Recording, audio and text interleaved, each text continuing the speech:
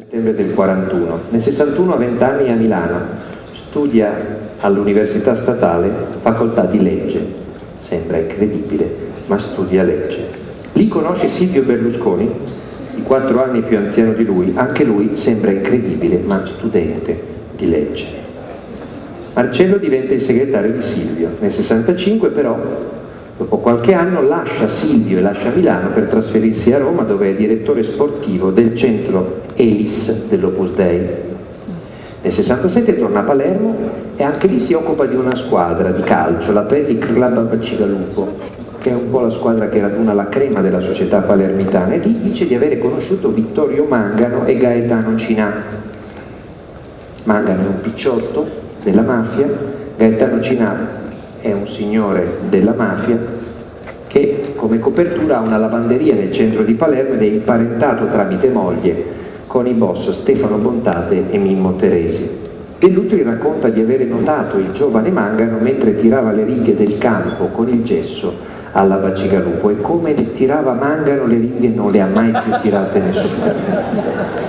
Nel 1970 Dell'Utri va a lavorare in banca alla Sicilcassa e diventa ben presto dirigente di questa banca. Nel 74 Berlusconi arriva in barca al largo di Palermo e da quella crociera gli viene in mente quel giovane che tanto gli era piaciuto all'Università Statale, e quindi lo chiama per proporgli di lasciare l'impiego di dirigente di banca e di tornare a fare il suo segretario.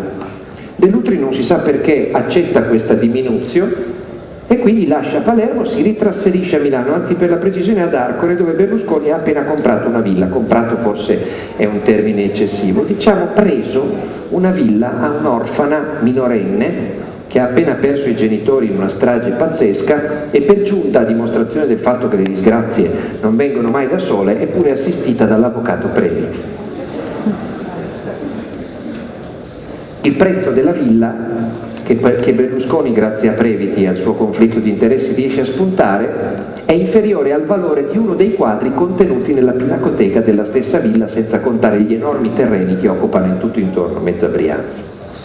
Dell'Utri si deve occupare di ristrutturare questa villa e, com'è come non è, invece di assumere muratori, falegnami, idraulici, si fossilizza subito su un'altra figura professionale, lo stalliere.